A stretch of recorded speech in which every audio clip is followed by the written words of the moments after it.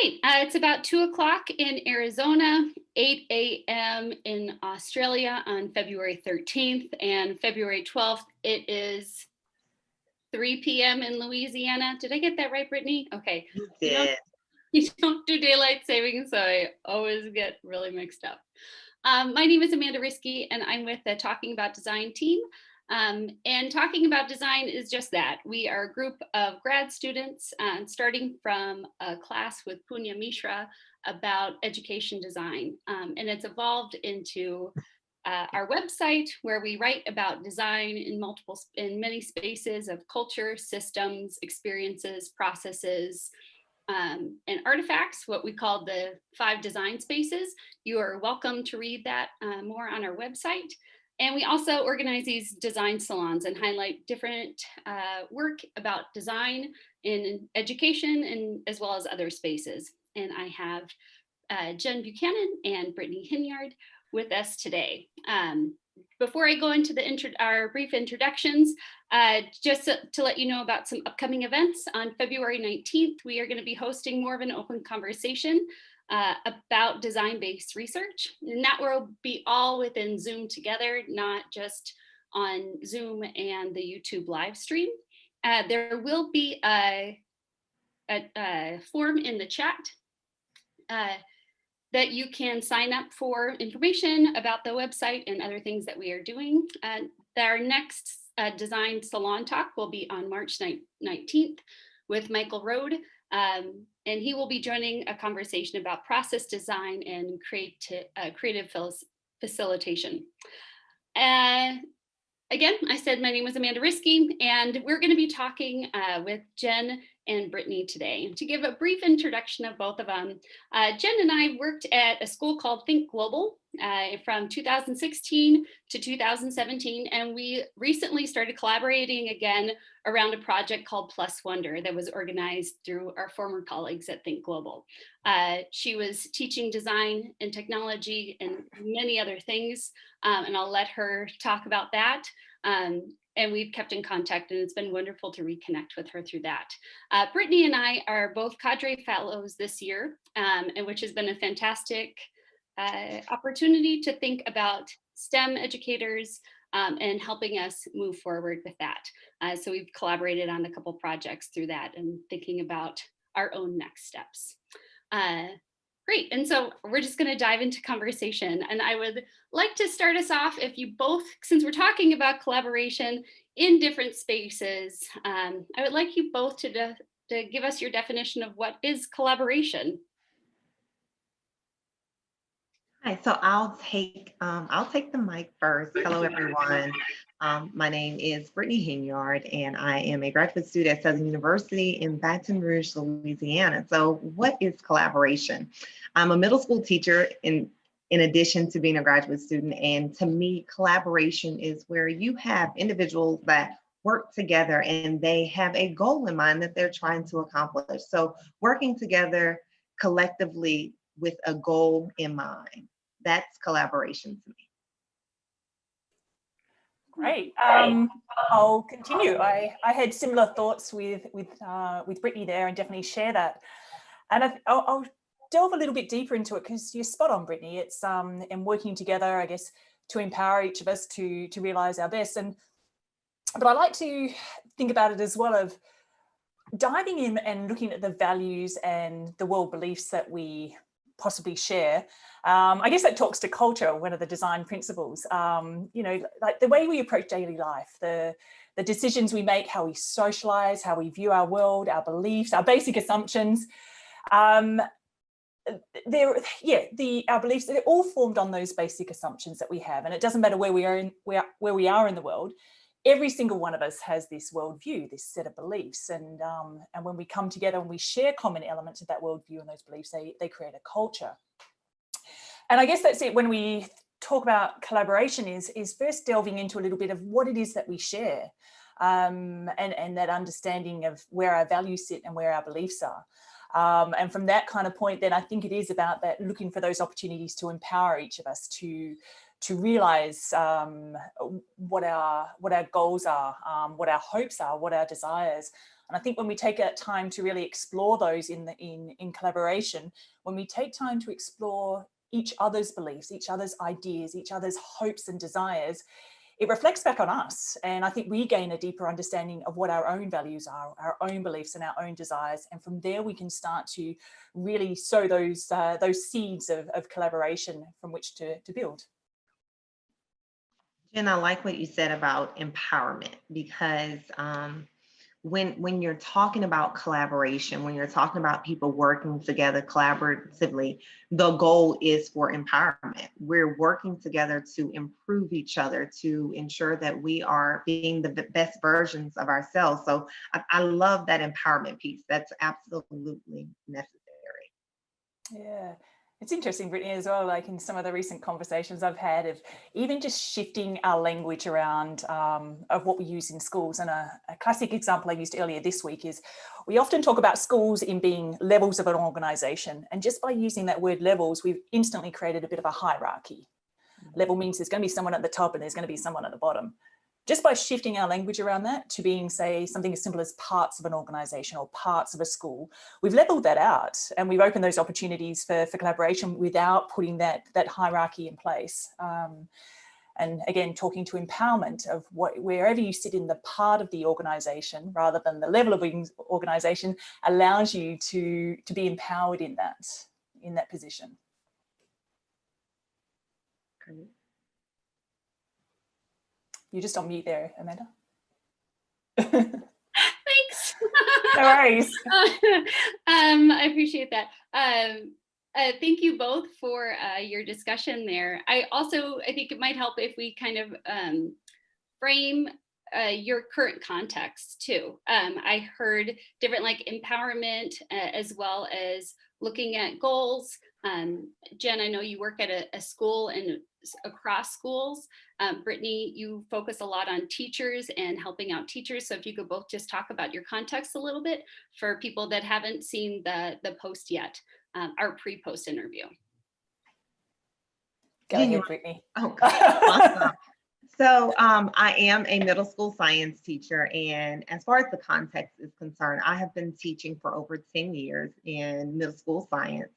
And starting off as an educator, it's hard. You know, being a first year teacher, it's definitely hard. And without those proper support systems and mentors, it's going to be difficult. And we see a lot of teacher retention in that area, right? When you don't have great systems, we see a lot of demise when it comes to educators remaining in the field. So I had some amazing mentors in my career, and slowly I ended up becoming a mentor myself. At my first school that I taught at, we developed this, it's called a TAP system, Teacher Advancement Program, where you have a mentor and you have master teachers that help all teachers, regardless if they're veteran teachers or novice teachers. You have all of these individuals working together with a common goal, and that common goal is always student achievement, working together to encourage teachers to be their very, very best versions of themselves. And since then, I'm still mentoring. I'm at another school, but since then I have graduated into mentoring lots of novice teachers. And in these novice teacher collaborations, I have been given the ability, the freedom to develop programs to encourage them to, you know, what do you feel that you need help in as a teacher? So I've helped teachers learn what works best for them in their classroom with their students. I've worked with science teachers. I've worked with grade level teachers. So I've had an opportunity to dive in lots of different areas, collaborating with teachers. So my context is focused on teacher collaboration and how teachers work together to improve education as a whole. Thank you. I've got a slightly different path. Let's see, over the last 2.5 decades, I think I've lived and worked and traveled in over 50 different countries. And look, this goes back to I can remember being about the age of 12, and I used to have this big world map on on my wall in Perth in Western Australia. So if you've got a map of Australia, right over on the west, down in the bottom corner, that's where I grew up. And it's one of the most isolated cities in the world. And at the age of 11, I can remember looking at this map and thinking, wow, if I could just swim across that expanse of water there, I'd hit the tip of South Africa. And for me, that was just like, whoa, there's a whole world out there to see and explore. And so from as young as I can remember, that was the desire, that was the goal, was just to be immersed in cultures and places all over the world. And yeah, it's hard to believe it's 2.5 decades, nearly 25 years of traveling. And I've been really fortunate. I've worked in some pretty interesting places. Green School in Bali is a school made entirely out of bamboo, and it pivots around the concepts of sustainability. More recently with Amanda in Think Global School, the world's first traveling international boarding school. Worked in Saudi Arabia, East Timor. Look, the experiences are wide and diverse. And I guess more recently, having moved back to Melbourne, Australia, I found myself arriving back into a country, and I probably even had this chat with Amanda. It was like, I just didn't know where I fit in anymore. I looked at the school system and was just like, I don't know if I'm going to make it. How am I going to work as a teacher in a system that I don't believe in? And I'm either part of the system and keep through my actions condoning a system that I feel is no longer fit for purpose. And I was a bit fortunate. I came across Future Schools Alliance, and I met the co-founders, Peter Hutton and Dave Runge. And 2 years ago, they formed Future Schools Alliance as a global collaboration of innovators and educators looking for global reform in schooling. And so primarily what we do is we work with innovative leaders across schools currently in Australia and New Zealand. We're looking to push that further, but we're looking for those people that are really looking at where the opportunities lie to innovate, to look at existing paradigms that we have in schooling, and how do we rewrite a narrative that is maybe a little bit responsive to emerging trends of what we need for how we need to equip our students for the future. So it's an interesting prospect, and certainly interesting work that we do. Jen, I have a quick question. As far as your collaborations that you guys have participated in, are they just school centered, or do y'all extend to some of the higher institutions and to businesses as well? Yeah, excellent question. And one that we constantly ask ourselves. In its present state, there's the three of us as conveners, and we have 65 member schools that make up one part of Future Schools Alliance. So with that is our member schools are currently high schools, or we refer to them as secondary schools in Australia and New Zealand. We also have another stream of the organisation is where we work with our innovation partners. So that's, again, working with leading organisations around the world. One known in the United States is iLead. We work with Learn Life out in Barcelona, making connections with AGA in the Netherlands. And so I could keep going. I'm just aware of as well, not dominating the conversation. So that's our work at the moment. And just to finish up on that, I guess our point of difference is we don't go in with a program as such. We don't go in with a professional development that we go in for a day and go, right, that's it. We're responsive to the individual needs of the schools, and we recognise that everybody is on their journey. And we work with schools to build that culture that is adaptive and responsive to their context. And strong in that as well is building the opportunity for collaboration. COVID's been an interesting time in 2020 because in one way I think it's allowed for a little bit more equity. We've moved a lot of our program online, and not unsimilar to what we're doing this morning, we're able to bring the collective wisdom of members together to delve into those deeper discussions around what it means to be innovative. And by innovative, I mean staying relevant and responsive to the needs of our young people. Something as you were talking, it made me think about like what my future hopes are as I matriculate through my graduate program. And my future hope is that I'll have an opportunity to be like a liaison where I can go into schools and help schools reform their culture. And you said culture a couple of times. You mentioned going to different cultures and being able to experience how they lived and things of that nature. So that's something that I hope to accomplish, to actually get into schools and figure out, what is the DNA of your school, and how can we take what you're doing right now in your school and make it more collaborative, make it more accessible, not only to students and to parents, but amongst teachers, because sometimes teachers like to work in isolation. Especially our veteran teachers, I'll be honest. So we get all these mentors starting off, and then further down the road, it's like, oh, I have this, I can handle it all by myself. So my hope is to be able to get into schools and to help them develop those collaborative opportunities amongst themselves, and also beyond, just the schools. There's a couple of interesting points you brought up there, and you're right, and they do talk to culture, because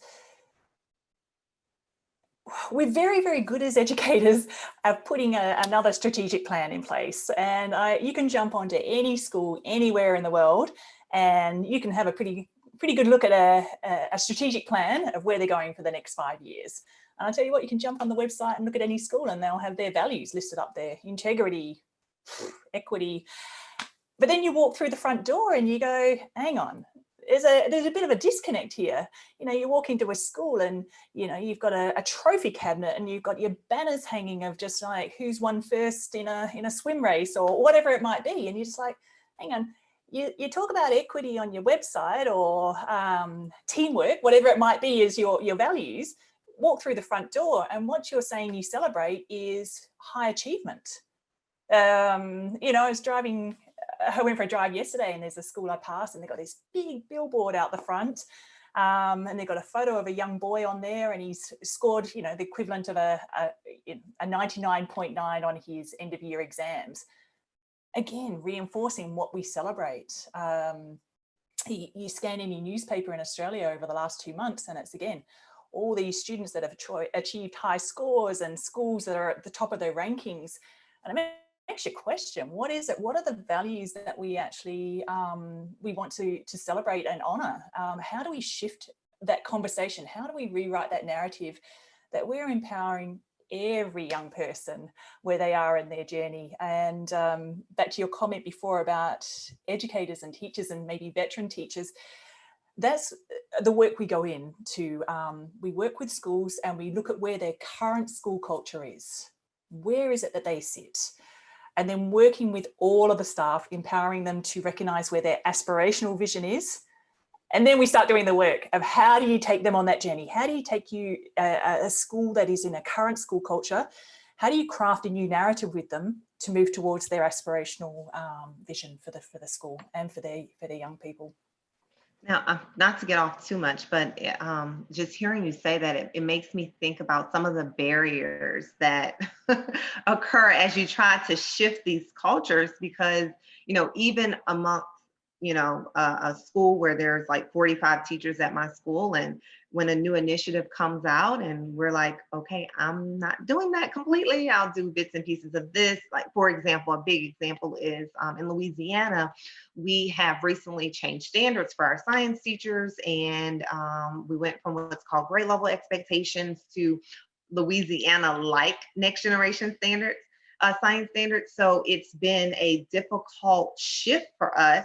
So we are finding ourselves collaborating more, but sometimes everybody doesn't really want to collaborate on certain aspects, or they don't want to collaborate across grade levels or across content areas. So what are some barriers what are the biggest barriers that you have noticed going into schools and working on this reform culture? Really good question. Just one. Look, probably not unsimilar to some of the issues you brought up. one of the things that sits heavy on my heart is a report I read about 6 months ago. It's Work Cover Australia. It looks at all our industries across Australia, and education being one of them. And in education, we have the highest rates of stress than any other industry in the country. And when I told my mum this over a cup of coffee, she's just like, that's impossible. How could teachers possibly be more stressed than our police and the army? And I'm like, well, this report says that they are. And that's just the ones that we see reported. So we've created an entire industry where we've got stressed out educators, we've got disengaged students, we perpetuate a system of standardized testing or knowledge acquisition that we standardize across year groups and expect content to be learnt en masse. I've made comment before, we essentially manufacture experiences for our young people. And then, yeah, we go and test it, we group it, we scale it, we do all these awful things to that knowledge as well, and rank our students from top to bottom. And with that as well, our educators, you know, are so busy teaching to the curriculum. If I'm controversial, maybe we've taken away some of their professionalism. You know, trusting in our staff, in our educators, to be able to make decisions, to be maybe. I feel like I've gone off track. I'm trying to remember what the. No, you're great. I'm taking all the nuggets. I'm taking all the nuggets. You were talking about stress and teacher stress and how, you know.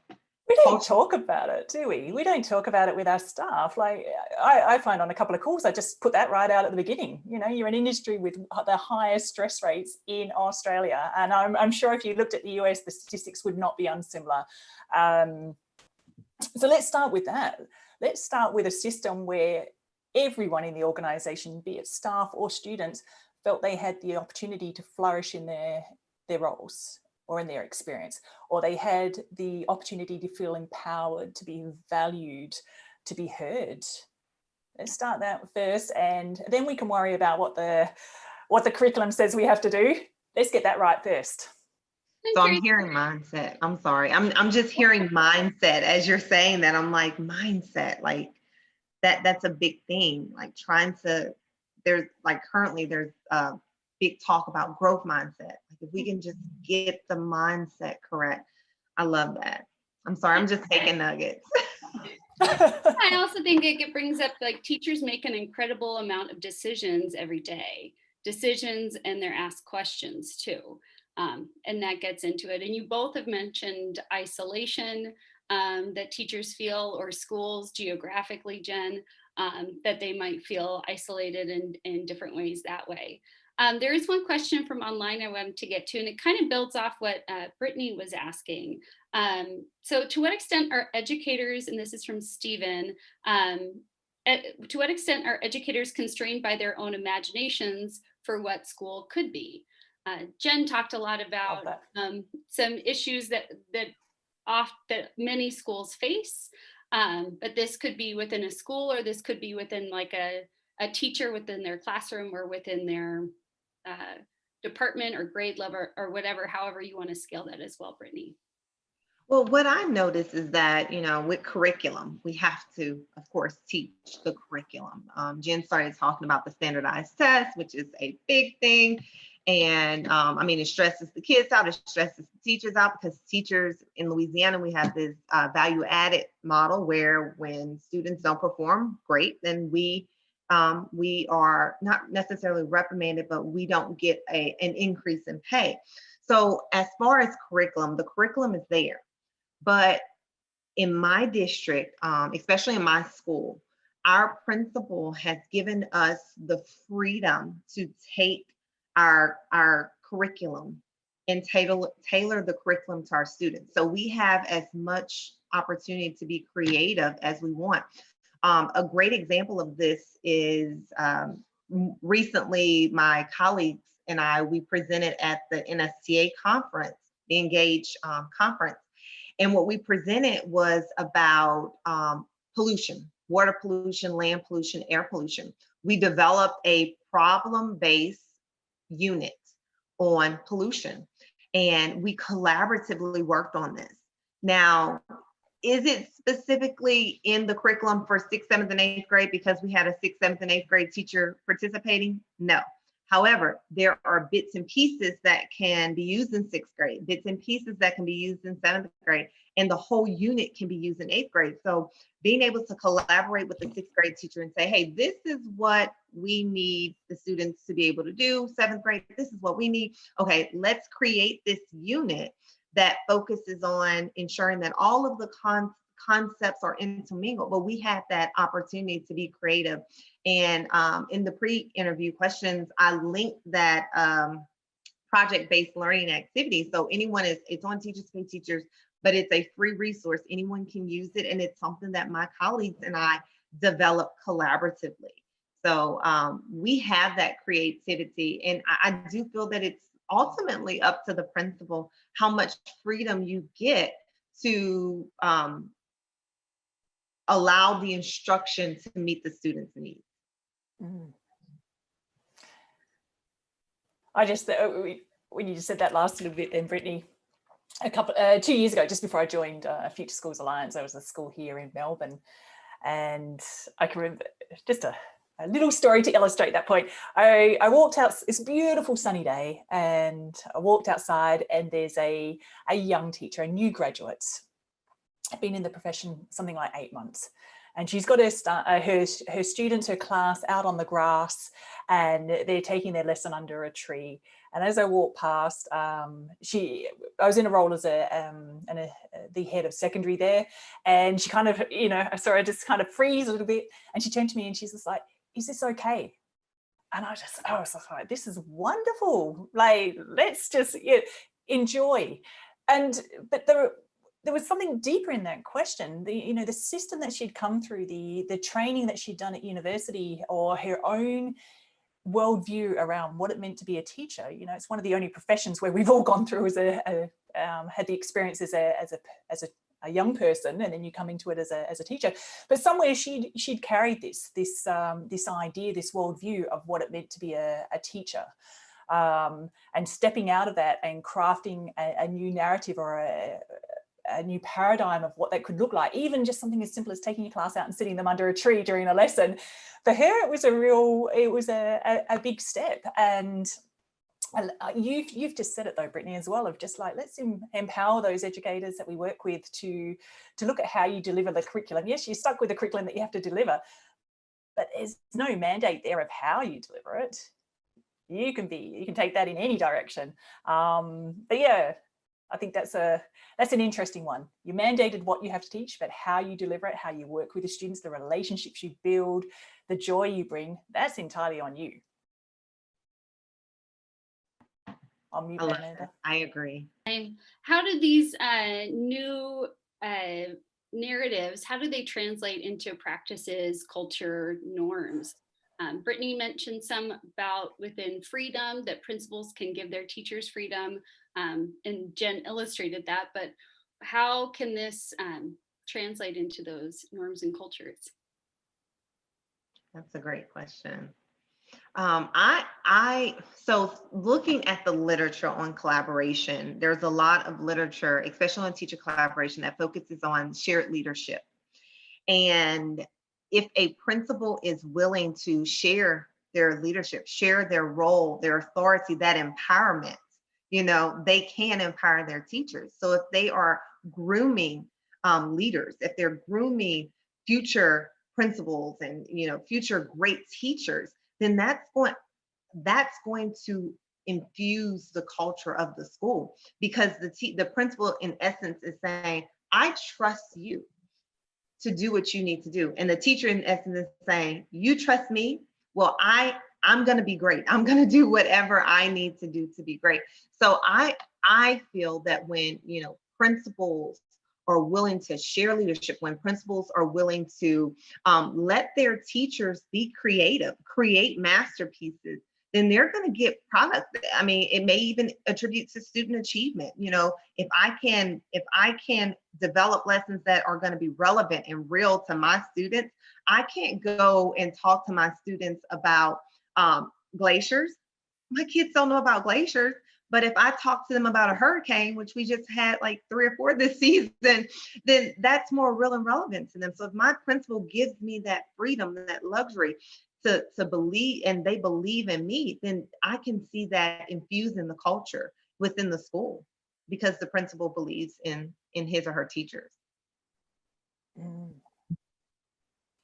Imagine if we just approached school and we kind of got rid of that narrative, that paradigm around equating education with knowledge acquisition. You know, that's kind of the foundation of what we think we do, but actually we're not. We're actually in the business of building relationships. And if you get that right first, if you get the relationships between, say, your principal of a school and the staff of a school, and with the staff and the students, if you work from that point first out, then the learning would happen. And I was thinking about this morning. I was making a morning coffee, and I was thinking of my own school experience.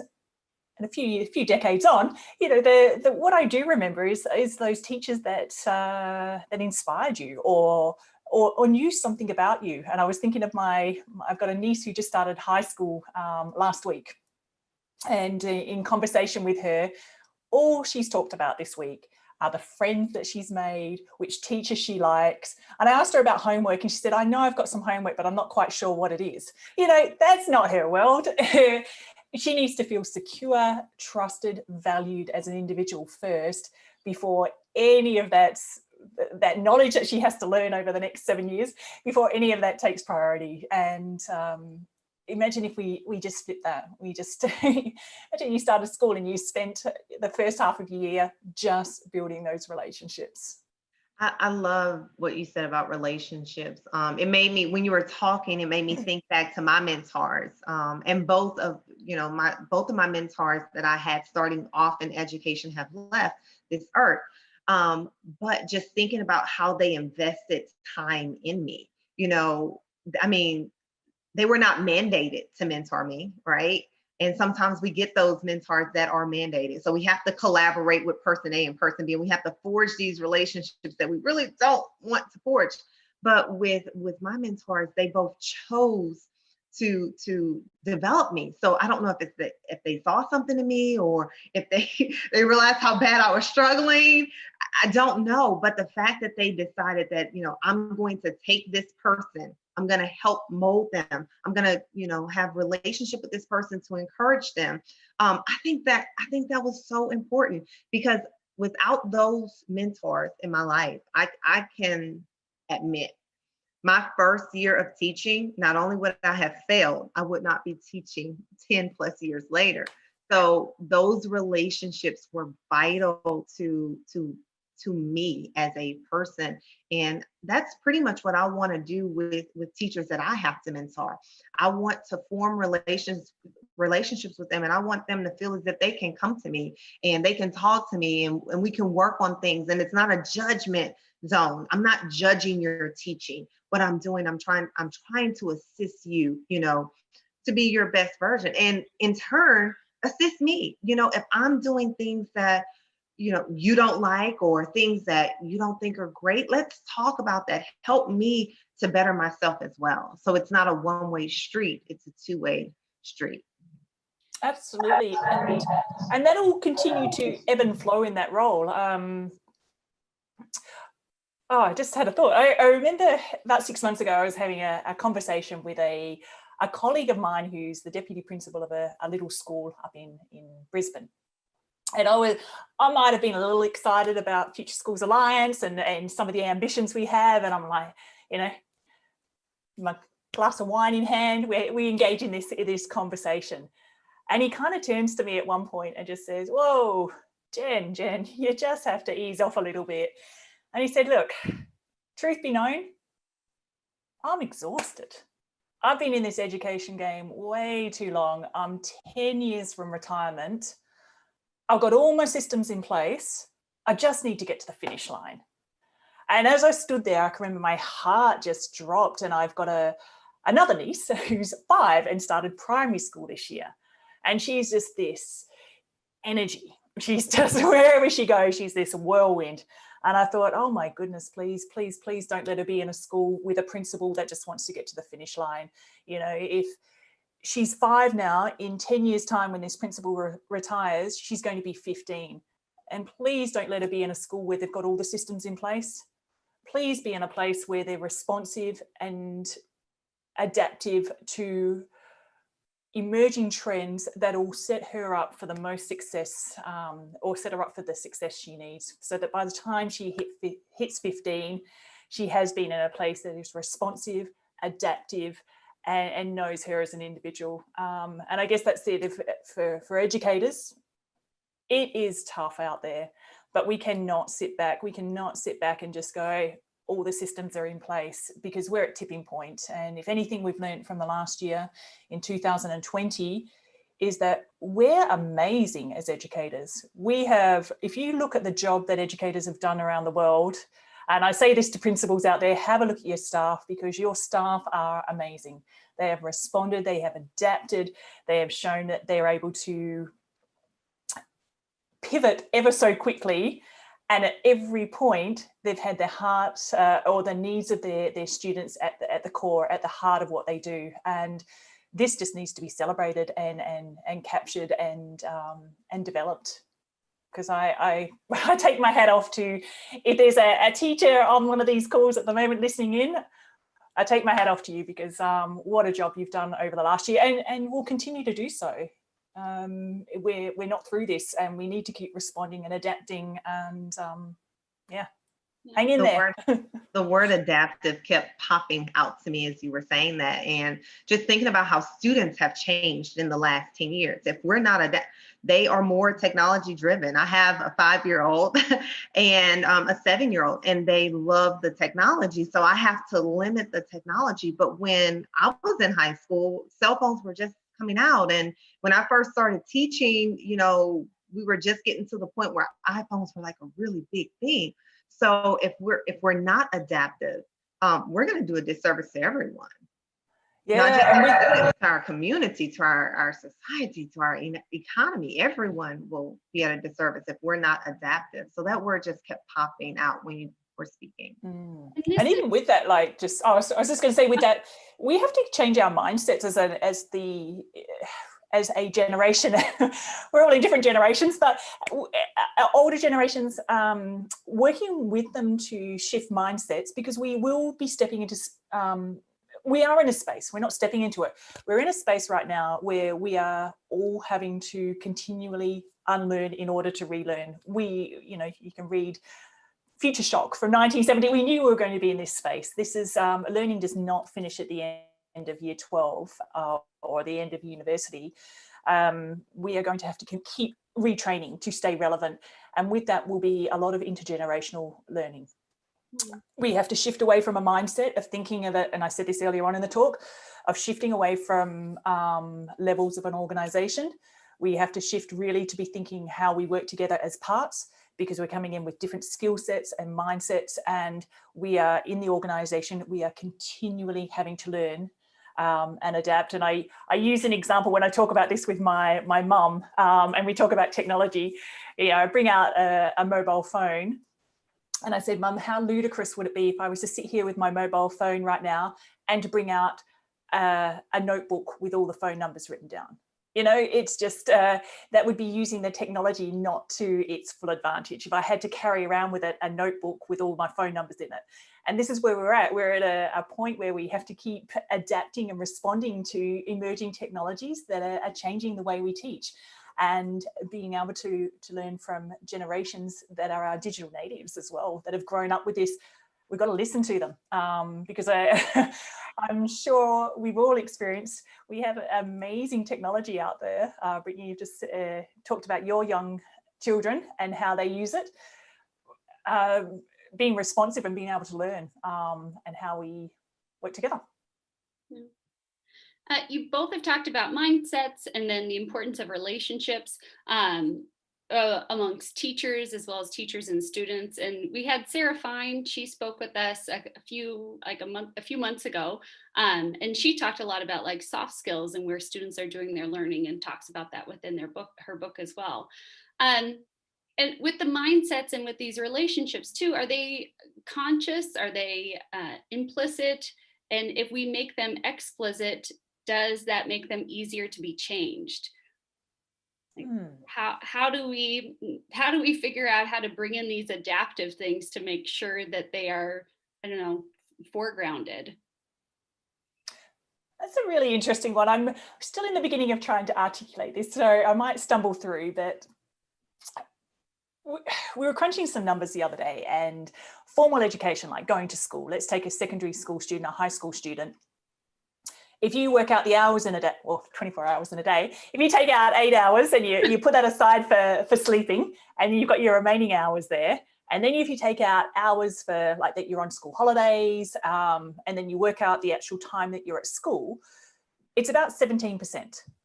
So over a course of a year. So a high school student spends about 17% of their day, over 17% of their year in formal education at school.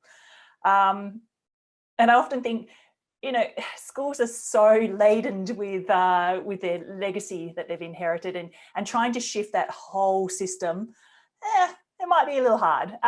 So what about if we look outside that 17% and we start to capitalize on those soft skills that are happening beyond the school system, and we start to bring that in? And because we talk about having a holistic education, but we still kind of talk about it in terms of school. So what about if we expand that conversation, we start to look at holistic education beyond what happens outside that 17% as well?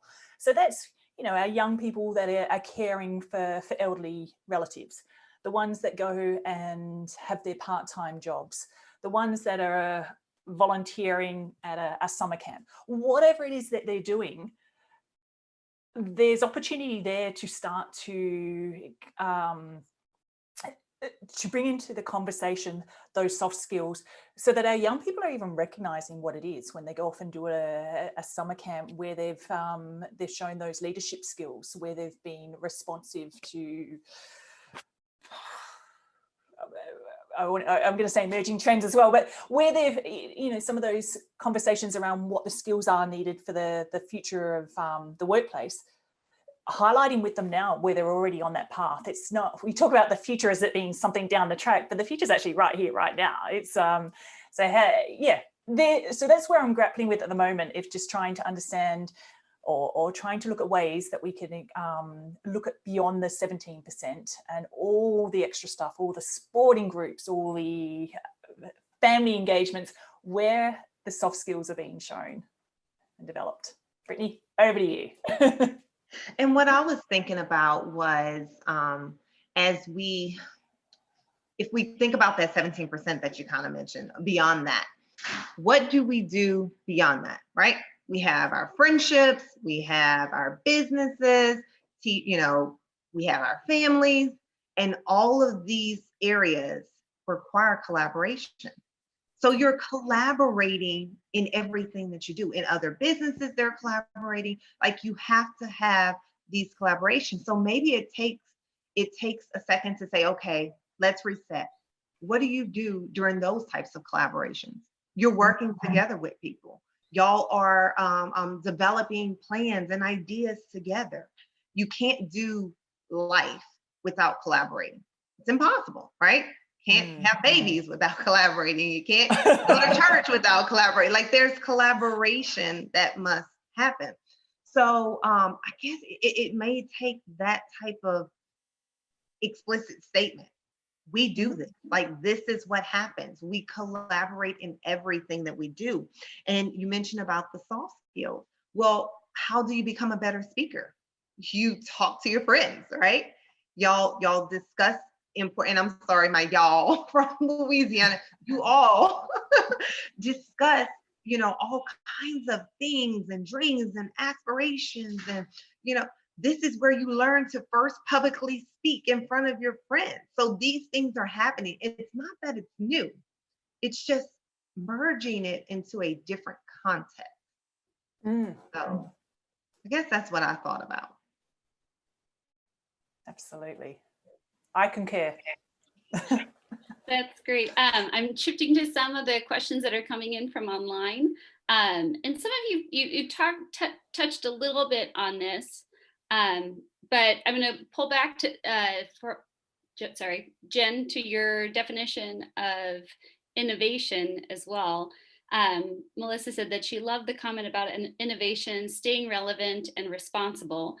Can you talk a little bit more about the definition and a perspective on innovation? Yeah, it's because it's a big word to grapple with, and we throw it around quite a bit in this space when we're looking at the future of education, and this word innovation pops up quite a bit, and it actually did get me thinking over the last month or so of what it means. And for me, I take that definition of just innovation means staying relevant and responsive. And so it's not a one set definition. It'll evolve depending on what's emerging. I'll use an example of when I was at Green School in Bali. So this was a time just before I met you, Amanda. So Bali, Indonesia is, it's a school in the jungles of Bali, built entirely out of bamboo. It's off the grid,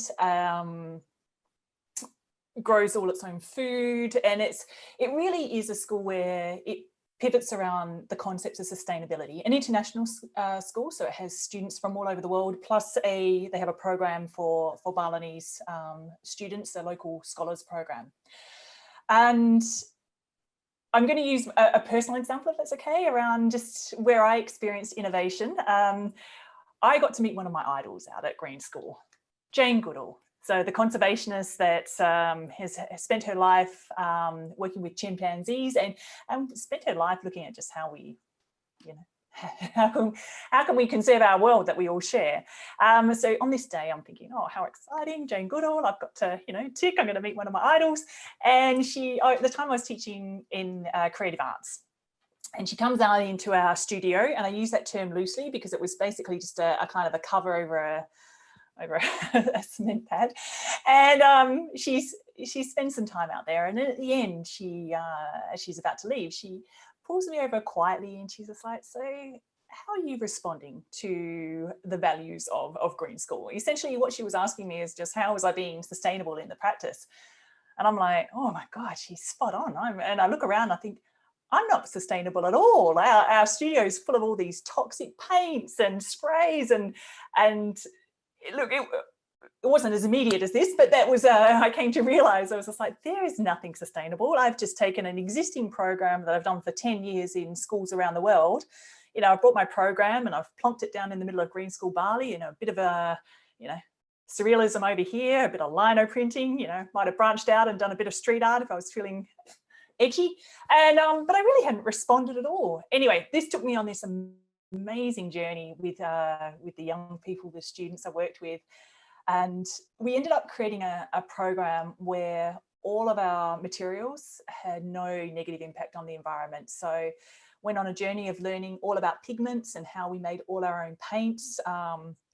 Every Monday we'd make all our paper. We'd spend a day just making paper and recycling paper so that we had, we'd do that. Even we ended up planting a garden of plants that we could use to make natural dyes, and then spent time with in a local village learning all about natural dyes. Even our brushes, we would use the bark off of a tree indigenous to Bali and make our brushes. But the point was, I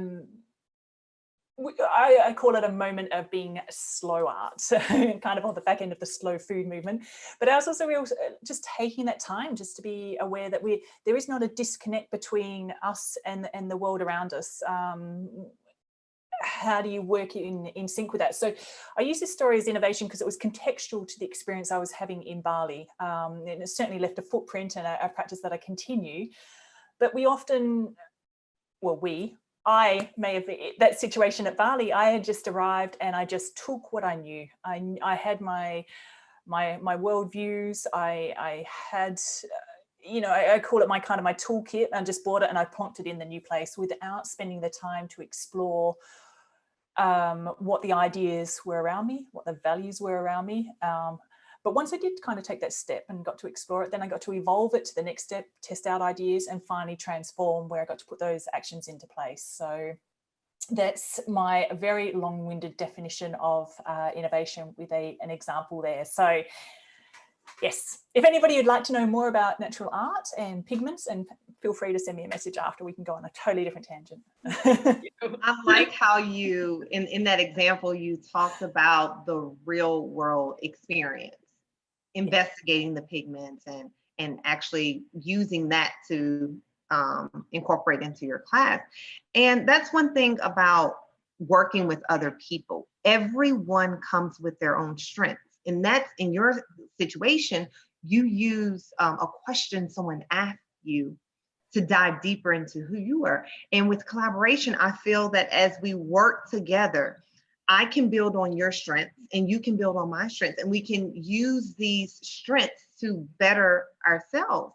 So one thing that I've done with our mentor teachers, I call it their final assignment.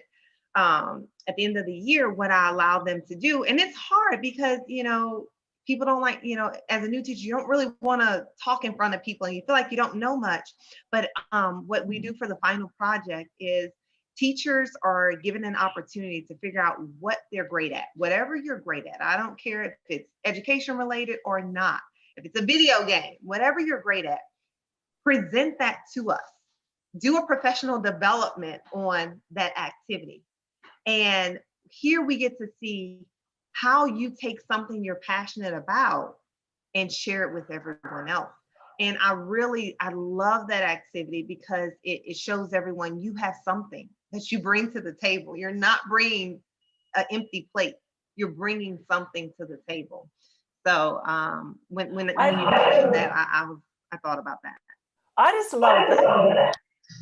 The real key point in that is in doing this presentation, you've taken away the barriers. You haven't kind of gone, right, you have to do this topic or address this. You've kind of allowed it to be open, and because that can be quite a space of vulnerability to step into, being asked to kind of step up and present, and just showing that support of that we're all valued in what we do, and combining that into a professional development opportunity there, and I guess on the other way, it builds those relationships when we get to understand and know what each of us is about.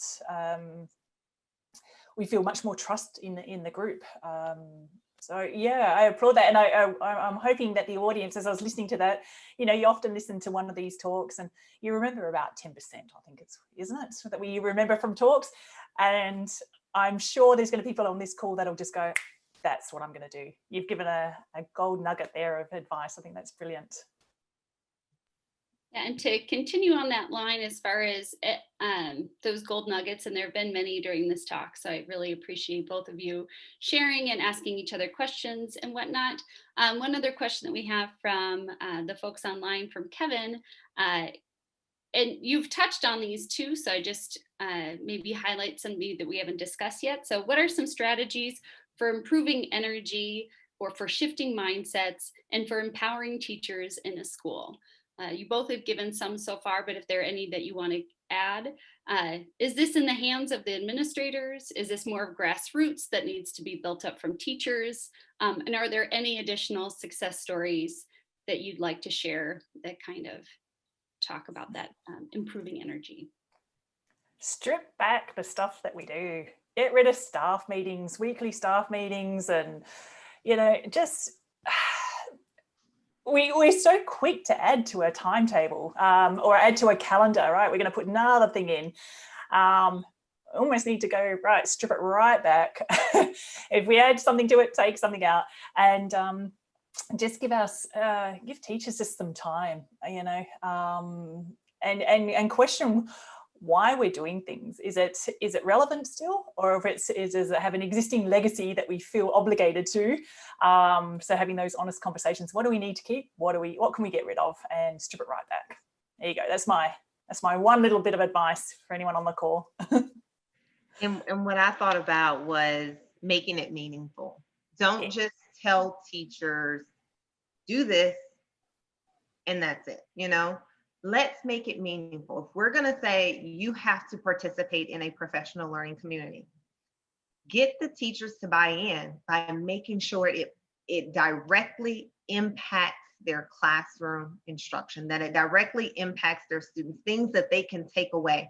I can remember starting out in teaching, and I'm an alternative certification teacher, so I didn't go through the regular traditional university experience. I went through a 6-week alternative certification process. And with this, we are bombarded with a lot of information and in such a short period of time. So if we can help teachers see that, okay, I want you to try this in your class. And if it doesn't work, you know, we've come together, we've talked about what we want to try. If it doesn't work, throw it away. Find another strategy that's going to be meaningful and directly impact your students. And when I thought about a success story for me, there's this program at Southern University that I participated in years ago. It's called Project MISE, which means Modeling Inquiry-Based Science. And what happened in this program, teachers from all across the area came together for a 2-week professional development experience. And throughout the school year, we used equipment from, I don't know if you guys have heard of LIGO, but it's the Laser Interferometer Gravitational Observatory, and it's in Livingston Parish. And there's one up in Washington as well. And we would use what we've learned through this Project MISE experience as teachers working together, and we would implement these activities with our students. Then we would come back and we would talk about what we did. It was meaningful. The kids enjoyed it. They got to visit LIGO. Like, this is a big place. This is a wonderful research institution. So it was meaningful. And for me, that was a success story because I was directly impacted. I got to work with teachers from various parishes throughout Louisiana. And I enjoyed it. I enjoyed what I did, and I was able to directly bring it to my students. So that would be my success story. Great. Thank you both for sharing. We have a couple more minutes, so I just wanted to see if you either had questions for each other at this time. No, I don't have any questions for Jen, but I want to thank Jen so much because she has given me so many wonderful ideas, and I've written so many nuggets down. You have been phenomenal. Thank you so much. Even though we're not in the same country, your expertise is invaluable. So thank you so much.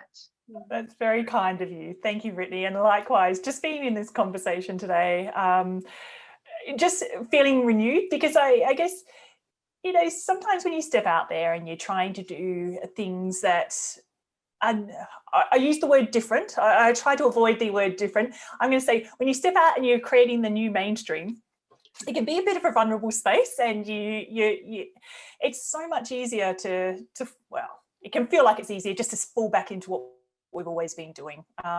Stepping into spaces of the unknown can be a little bit vulnerable, and it's when I have conversations like this that I feel renewed, and I'm just like, yes, keep going with this. We are on the cusp of seeing a global education reform. We know this, we can feel it. And being on this conversation today, and our people that have jumped onto the chat, you know, we want to be at the forefront of it. And I think that's it, of acknowledging we can sense into it. We don't quite know what it's going to look like, but there is a global education reform, and it's time to get on board. You don't want to be stuck behind, you know, and we're here, we're having these conversations, we're creating those narratives, and it's just, thank you, Brittany. I feel renewed and excited, and I hope our connection can continue. Absolutely. Thank you so much. Yes, thank you both.